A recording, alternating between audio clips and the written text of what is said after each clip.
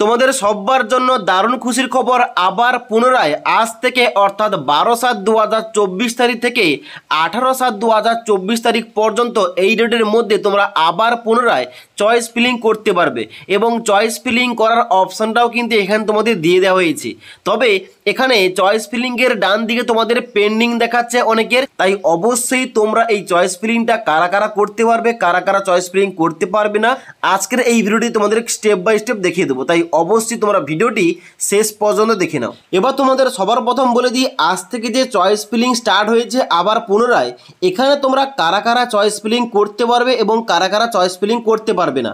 ওকে, এবার এইটা জানার জন্য কিন্তু আমরা এই নোটিফিকেশানটা ওপেন করে রেখেছি। এখানে কিন্তু এই নোটিফিকেশানটা WBSCBDর অফিসিয়াল ওয়েবসাইটে 12/6/2024 তারিখে পাবলিশ করা হয়েছিল।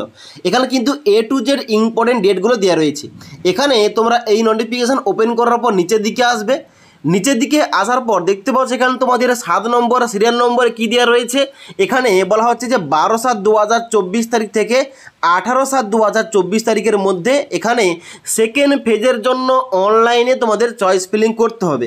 এবার এই সেকেন্ড ফেজটা কি তোমরা অবশ্যই জানো, ফার্স্ট ফেজের জন্য অনলাইন আবেদন কিন্তু চলছিল 31/5/2024 তারিখ পর্যন্ত, এবং যারা এখানে 31/5/2024 তারিখের আগে ITI কলেজে অ্যাডমিশন নেওয়ার জন্য ফর্ম ফিল আপ করতে পারেনি, আবার তোমাদের কিন্তু পুনরায় চান্স দেওয়া হয়েছিল নতুন করে ফর্ম ফিল আপ করার জন্য। কিন্তু এখানে তোমাদের লাস্ট ডেট ছিল 30/6/2024 তারিখ পর্যন্ত, অর্থাৎ ওইটা হচ্ছে সেকেন্ড ফেজ।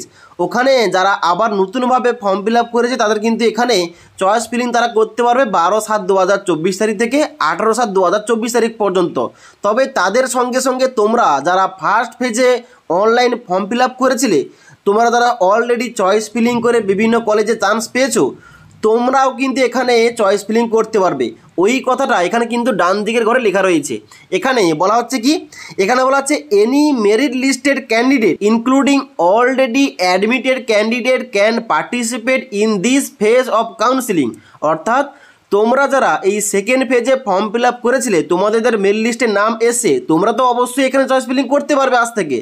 তবে তার সঙ্গে সঙ্গে তোমরা যারা ফার্স্ট ফেজ চয়েস ফিলিং করেছিলে, তোমাদের যাদের ফার্স্ট রাউন্ডে নাম এসছে, সেকেন্ড রাউন্ডে তোমাদের নাম এসছে, তোমরা যারা বিভিন্ন কলেজে বিভিন্ন ট্রেড নিয়ে অ্যাডমিশান নিয়ে নিয়েছো, তোমরাও কিন্তু এই সেকেন্ড ফেজের অনলাইন চয়েস ফিলিংয়ে পার্টিসিপেট করতে পারবে, এমনটা কিন্তু এখানে লেখা রয়েছে।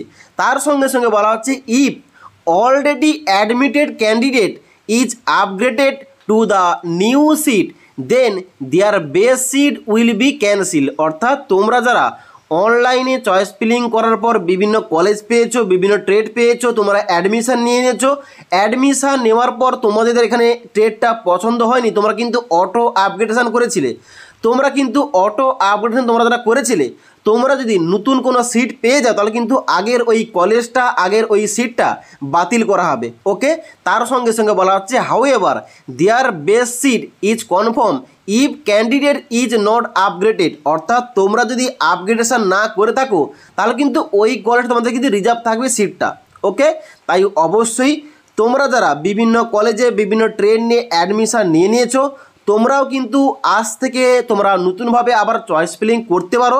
চয়েস ফিলিং করতে গেলে তোমরা কিন্তু চয়েস ফিলিং করতে পারবে। এবার তার সঙ্গে সঙ্গে বলে দিই, তোমরা যারা ফার্স্ট কাউন্সিলিংয়ে চান্স পাওনি, হয়তো সেকেন্ড কাউন্সিলিংয়ে চান্স পেয়েছো, কিন্তু তোমরা অনেকে আছো এমন যে এখানে পেমেন্টটা করনি, কলেজে ভর্তি হবে না ভাবছো, তোমরা পেমেন্টটা করনি, তোমরা কিন্তু এখানে কোনোরকমভাবে চয়েস ফিলিং করতে পারবে না।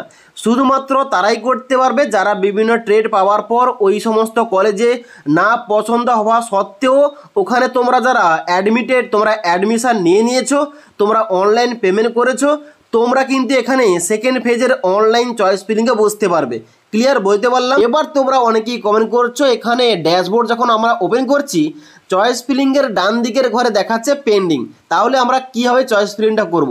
দেখো এখানে কিন্তু অবশ্যই একটু পরে তোমাদের কিন্তু এখানে অপশানটা দেখাবে চয়েস ফিলিং স্ট্যাটাস, কিংবা এরকম কিন্তু অপশান দেখাবে, যেখানে কিন্তু ক্লিক করে তোমাদের চয়েস ফিলিং যেমনটা তোমরা ফার্স্ট পেজে করেছিলে এইভাবে তোমাদের কিন্তু চয়েস ফিলিংটা সঠিকভাবে করতে হবে।